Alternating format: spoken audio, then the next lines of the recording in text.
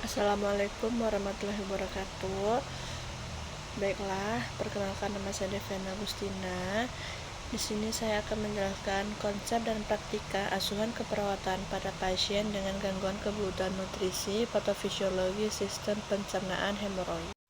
Pengertian hemoroid. Hemoroid merupakan pembengkakan jaringan yang mengandung vena yang terletak di dinding rektum atau anus.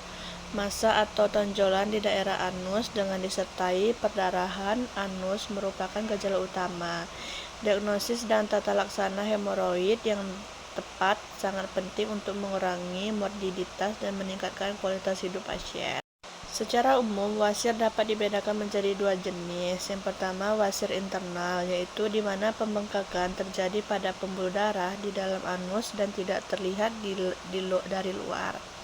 Yang kedua, wasir eksternal, di mana pembengkakan terjadi dekat dengan anus dan dapat terlihat dari luar beserta terasa nyeri. Sedangkan dari sisi tingkat keparahan atau stadium, wasir dapat diklarifikasikan sebagai berikut. Yang pertama, wasir stadium pertama. Pembengkakan terjadi di bagian dalam dinding anus, mungkin berdarah tetapi tidak terlihat dari luar. Yang kedua, wasir stadium kedua. Pembengkakan lebih besar dan terdapat benjolan pada anus yang menonjol keluar setelah mengedan, kemudian langsung menghilang seusai buang air besar.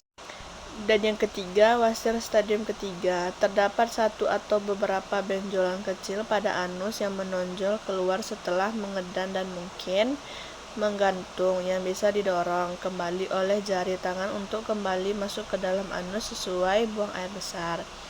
Yang keempat, wasir stadium keempat, yaitu benjolan besar menggantung dari anus dan tidak dapat didorong kembali ke dalam. Adapun gejala wasir yang paling umum mencakup yang pertama, perubahan kebiasaan buang air besar atau konstipasi atau diare. Yang kedua, perubahan pada feses.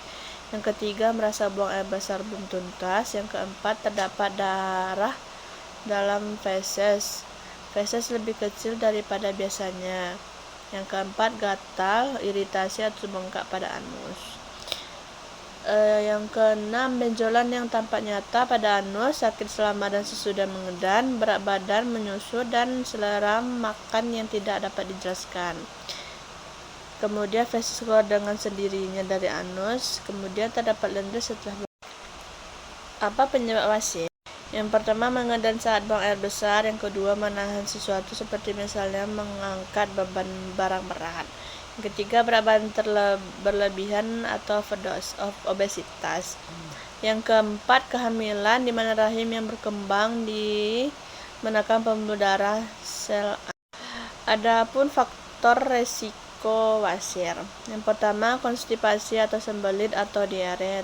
Yang kedua, berdiri atau duduk terlalu lama, termasuk duduk di toilet. Yang ketiga, batuk, bersin atau muntah juga dapat meningkatkan resiko. Yang keempat, riwayat keluarga yang menderita wasir.